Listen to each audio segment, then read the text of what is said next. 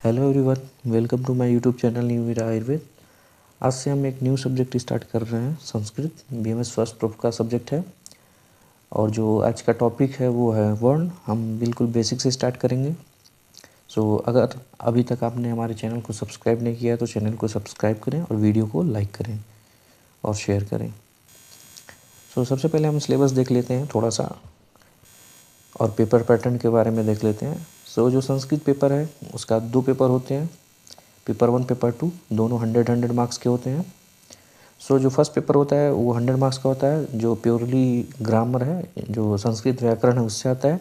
And second paper में 80 marks जो होता है वो संस्कृत का व्याकरण से आता है, 20 मार्क्स जो होता है आयुर्वेद इतिहास होता है।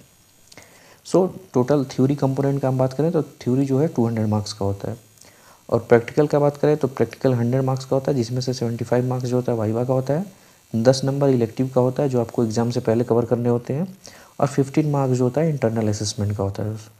जो टोटल मार्क्स होते हैं वो 300 होते हैं। आज का जो अपना टॉपिक है वो है वर्ण। ये फर्स्ट टॉपिक है पेपर 1 का। ये जो टॉपिक है जो फर्स्ट चैप्टर है, आज के वीडियो में हम बस बात करेंगे वर्ण के बारे में। जो फर्स्ट चैप्टर है उससे 5 मार्क्स के क्वेश्चन आते हैं और वो टोटल एमसीक्यू होते हैं, कोई शॉर्ट आंसर क्वेश्चन नहीं होता है और ना ही लॉन्ग आंसर क्वेश्चन होता है। अगर आप मेरी वीडियो पूरी लास्ट तक देख रहे हैं तो मैं ये दावे के साथ कह सकता हूँ कि जो एमसीक्यू होगा उससे बाहर तो नहीं जाएगा। चलिए स्टार्ट करते हैं। आज का टॉपिक है अपना वर्ण। जो वर्ण होता है वो क्या होता है, 2 टाइप का होता है, 2 प्रकार का होता है। एक होता है स्वर और एक होता है व्यंजन। जो स्वर का सूत्र है या डेफिनेशन जो आप कह सकते हैं वो क्या है, स्वयं राजन्ते इति स्वरा। मीन्स जो स्वयं में स्वतंत्र है वो स्वर होता है। मीन्स जिन्हें बोलने के लिए किसी अन्य वर्ण की आवश्यकता ना पड़े। जैसे अ हो गया, आ हो गया। इसमें अगर आप अ कह रहे हैं तो इसमें किसी और वर्ण का उच्चारण नहीं कर रहे हैं, किसी और वर्ण मतलब उसमें नहीं आ रहा है अ कहने पे या आ कहने पे। ये वर्ण है। आप एक बार ये श्लोका हम ये नहीं कहेंगे याद कर लीजिए, बस एक बार देख के जाइए कि स्वर का डेफिनेशन क्या होता है, क्योंकि ये एमसीक्यू में कुछ एक शब्द हटा के दे सकता है। जैसे ये इति स्वरा हटा देगा, स्वरा ही हटा देगा, यहाँ पे फिल इन द ब्लैंक्स कर देगा, तो आपको हो सकता है ये एमसीक्यू में आ सकता है। ये हो गया स्वर। जो दूसरा है वो है क्या है, व्यंजन। व्यंजन क्या होता है उसका डेफिनेशन, जो सूत्र होता है अन्वक भवति व्यंजनम। मीन्स जो दूसरों पर आश्रित होते हैं और जिन्हें बोलने के लिए किसी अन्य वर्ण की सहायता लेनी पड़ती है, आवश्यकता पड़ती है। जैसे अगर आप कह रहे हैं व्यंजन में क्या आ जाएगा, क से ज्ञ तक कुछ भी बोल दीजिए, जैसे क। तो ये क में आप क्या कह रहे हैं, जैसे क हो गया, ख हो गया, ग हो गया। आप क में बेसिकली आप क प्लस अ कह रहे हैं, तब ये क होता है। ठीक। ये क प्लस अ इज इक्वल टू क होता है। अगर आप ऐसे क लिख रहे हैं इसका मतलब ये आधा क होता है। ठीक। लेकिन ये जो लिखा हुआ है ये मतलब ये ऐसे लिखा हुआ है, ये दोनों का आप कह सकते हैं संधि हुई है, तब ये बना है। तो बिना अगर क का उच्चारण आप बिना अ के नहीं कह सकते हैं, इसीलिए इसको क्या होता है, किसी दूसरों पे आश्रित होना पड़ता है। ठीक। तो इसके उदाहरण ये रहे। अब देखते हैं स्वर के भाग, मीन्स टाइप्स ऑफ स्वर। ऑन द बेसिस ऑफ मात्रा काल, कि किसी भी स्वर को उच्चारण करने के लिए कितना समय लग रहा है उसी को मात्रा काल कहते हैं। मीन्स किसी भी स्वर को बोलने में कितना समय लगता है उसी को हम मात्रा काल कहते हैं। तो इसके 3 टाइप्स बताए गए हैं, ह्रीश्व, दीर्घ एंड प्लुत। ये 3 टाइप्स के बताए गए हैं, ह्रीश्व, दीर्घ एंड प्लुत। तो ह्रीश्व में एक मात्रा काल, मीन्स ह्रीश्व का जो होता है एक मात्रा काल होता है। मीन्स जिस भी स्वर को बोलने में एक मात्रा काल का समय लगे, यानी जो एक मात्रा काल में बोला जाए वो ह्रीश्व स्वर होता है। जैसे अ हो गया, ई हो गया, उ हो गया, री हो गया। तो आप कह रहे हैं अ, ये ह्रीश्व स्वर है। ठीक। जिसको बोलने में एक मात्रा काल का समय लगे। दूसरा होता है दीर्घ, दीर्घ स्वर, मीन्स द्विमात्रा काल। जो 2 मात्रा काल में बोला जाए उसे दीर्घ कहते हैं। जैसे आप ले लीजिए आ, ठीक, ई, ऊ, ठीक, देन री, ठीक। सो इसको आप देखेंगे ये अ होता है और ये क्या होता है, आ होता है। मीन्स इसको आप ज़्यादा मतलब ज़्यादा समय नहीं लगता कहने में, लेकिन इसको बोलेंगे आ थोड़ा सा समय लगता है। इसको ई, इसको क्या बोलते हैं ई, इसको ऊ, इसको क्या बोलते हैं री, इसको बोलते हैं री, ठीक। सो जिसको बोलने में 2 मात्रा काल का समय लगे उसको दीर्घ बोलते हैं, दीर्घ स्वर बोलते हैं।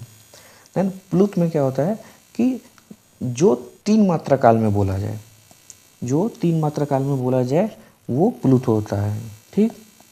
सो जैसे इसका एग्जाम्पल है, इसका उदाहरण है, जब भी आपको लिखा गया और उसके आगे 3 लिखा होगा, ये 3 है बेसिकली 3, तो आप समझ जाइएगा कि ये प्लुत स्वर है, ठीक, प्लुत स्वर है। अगर किसी भी शब्द के आगे अगर 3 लिखा हो, जैसे यही ऊ हो गया और इसके आगे भी 3 लिखा हो, तो ये प्लुत स्वर होता है। लेकिन अगर आ लिखा हो, ई लिखा हो, ऊ लिखा हो, री लिखा हो, तो ये दीर्घ होता है। लेकिन इसकी एक कैरेक्टरिस्टिक फीचर होती है, ये हमेशा 3 उसके आगे लिखा होगा। सो इसमें ज़्यादा कुछ नहीं आपको याद रखना है, बस एक बात ध्यान रखें कि एक मात्रा काल में बोला जाने वाला हृष होता है, द्विमात्रा काल में बोलने जाने वाला दीर्घ होता है, देन त्रिमात्रा में बोलने जाने वाला प्लुत होता है, और इसका फीचर है, कुछ ज़्यादा याद नहीं रखना है आपको।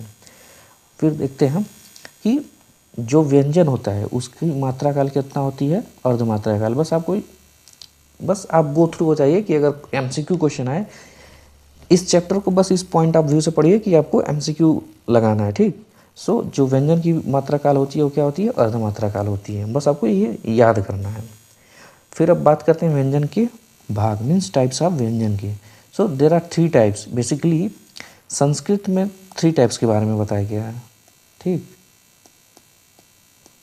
संस्कृत में व्यंजन को 3 भागों में बांटा गया है, लेकिन हिंदी में जो है 4 भागों में बांटा गया है। सो ये इम्पॉर्टेंट मुद्दा नहीं है, लेकिन आप ये क्या होता है वो इम्पॉर्टेंट है, वो जानिए। सो व्यंजन को टोटली हमने 4 बताया है, लेकिन संस्कृत में 3 ही बात किया गया है। सो आप चारों देख लीजिए क्योंकि क्वेश्चन आते हैं, ठीक। तो जो पहला भाग होता है वो क्या होता है, स्पर्श व्यंजन, जो क से म तक होता है। मीन्स आपसे पूछेगा कि बताइए ख जो है ये कौन सा व्यंजन है, तो आप कहेंगे स्पर्श व्यंजन है। सो कोई भी व्यंजन जो क से म तक आता हो वो कैसा होता है, वो स्पर्श व्यंजन होता है, ठीक। कोई भी क हो गया, ख हो गया, ग हो गया, फिर डॉट डॉट डॉट म तक कुछ भी अगर आपसे पूछा कि ये कौन सा व्यंजन है, तो आप कहेंगे स्पर्श व्यंजन है, ठीक। फिर दूसरा होता है व्यंजन का भाग, मीन्स दूसरा टाइप होता है अंतःस्थ व्यंजन। तो क्या होता है, वो 4 होते हैं, य, व, र, ल, ठीक। सो अगर कोई अंतःस्थ व्यंजन पूछे तो य, व, र, ल यही होते हैं। आप इसको या इस तरह से याद कर सकते हैं। जैसे य को बोलने के लिए आप अंदर से आवाज़ निकालते, अगर य आप कहेंगे, कह के देखेंगे, प्रोनाउंस करिए एक बार, तो आपको लगेगा कि आप अंदर से कह रहे हैं, आपको कुछ उसमें नहीं करना है, य, तो इसलिए इसको अंतःस्थ बोलते हैं। सो ये आसान भी है। य के बाद क्या आता है, य, व, र, ल। सो स्टार्टिंग के 4 य, व, र, ल अंतःस्थ व्यंजन होते हैं। देन तीसरा होता है व्यंजन का पार्ट ऊष्म व्यंजन। ऊष्म व्यंजन में जब भी आप बात करेंगे, ये बड़ा श, षटकोण वाला श, इसको हम पटफरुआ श बोलते हैं हमारे लैंग्वेज में, इसको छोटा श एंड ह। जब आप इसको प्रोनाउंस करेंगे, इसको जब आप बोलेंगे, तो एक ऊष्म निकलता है, मीन्स हवा जो निकलती है वो गर्म होने वाली, जैसे श, श, ह। सो ये ऊष्म व्यंजन होता है, ये भी 4 होता है। तो ये भी पूछ सकता है कितने होते हैं, अंतःस्थ व्यंजन अगर पूछा कितने होते हैं तो आप कहेंगे 4, ये पूछेगा कितने होते हैं तो 4। सो इन चारों में कुछ भी दे के पूछेगा कौन सा व्यंजन है, तो आप कहेंगे ऊष्म व्यंजन है। इसको दे के पूछेगा और पूछेगा कि कौन सा व्यंजन है, तो आप कहेंगे अंतःस्थ व्यंजन है। फिर बात करते हैं संयुक्त व्यंजन का।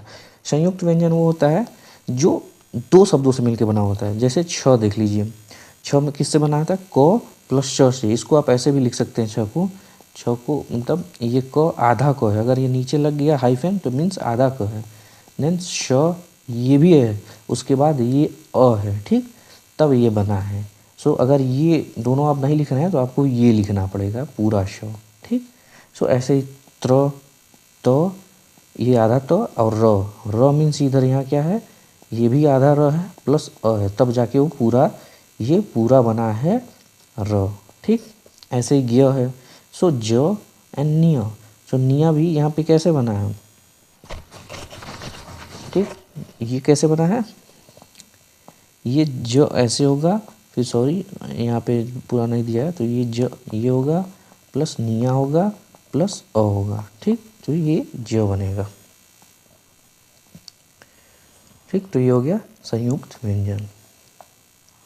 सो उम्मीद है कि समझ में आ गया होगा आपको। ठीक, सो अब स्वर को भी विभाजन किया गया, टाइप्स ऑफ स्वर बताया गया ऑन द बेसिस ऑफ बाह्य प्रयत्न।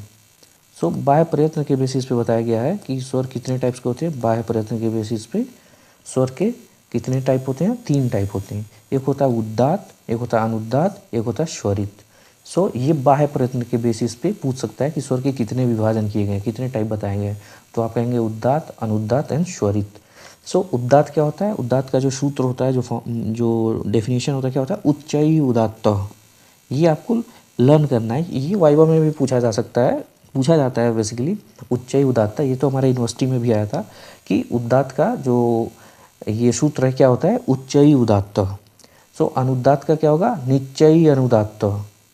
स्वरित का समाहार स्वरित, ये भी एमसीक्यू आया था हमारे यूनिवर्सिटी में और ये भी आया था।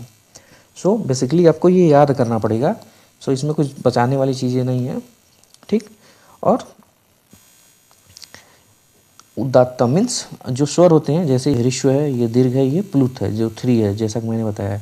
सो ये जो तीनों हैं, ह्रस्व दीर्घ प्लुत, ये तीनों 3 टाइप से बोले जा सकते हैं। उदात्त मीन्स थोड़ा सा उसका स्वर ऊंचा रखेंगे, देन ये अनुदात थोड़ा धीमे गति में, और एक जैसे नॉर्मल हम बोलते हैं। सो ये अ आ उ मीन्स अ, इसको क्या बोलते हैं, ह्रस्व स्वर, देन दीर्घ स्वर एंड देन प्लुत। सो इन तीनों को 3 तरीके से बोला जा सकता है। ह्रस्व को भी उदात्त तरीके से, अनुदात एंड समाहार। सो ये 3 प्रकार से बोले जा सकते हैं। 3 प्रकार से ये भी बोला जा सकता है, 3 प्रकार से ये भी, 3 प्रकार से ये भी। बस ये नॉलेज के लिए है, लेकिन ये इंपॉर्टेंट है। इसमें इंपॉर्टेंट ये है कि ये आपको ये डेफिनेशन याद होना चाहिए, एमसीक्यू में आता है। सो उसके बेसिस पे अब देखेंगे कि जो अ है, मान लीजिए ये अ है, क्या बोला गया है, किसके आधार पर, बाह्य प्रयत्न के आधार पर स्वर बताया गया है। सो ये तो मात्रा काल के आधार पर बताया गया है, ये ह्रस्व दीर्घ एंड प्लुत।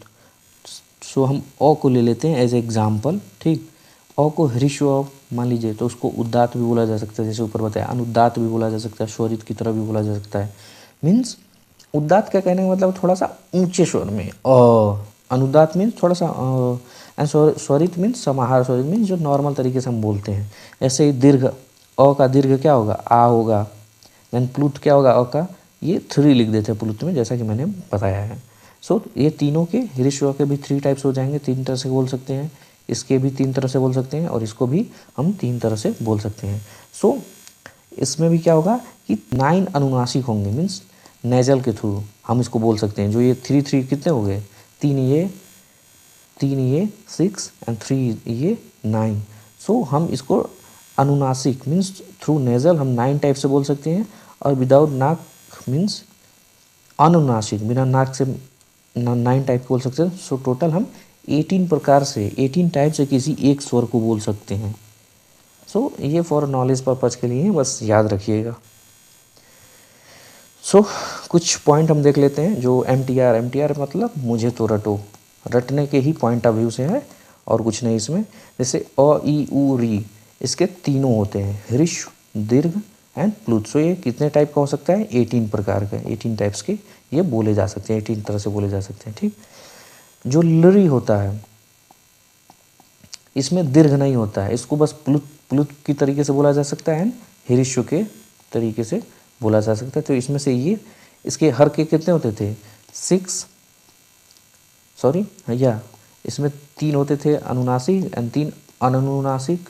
सो ये 6 इसके और 6 इसके, कितना हो जाएगा 12। इसमें दीर्घ नहीं होता है, लिरी का दीर्घ नहीं होता है। तो ये 12 प्रकार से बोला जा सकता है। बस आपको ये याद रखना है, इतना डीप नहीं आता है, लेकिन बस याद रखिए ये लास्ट वाला।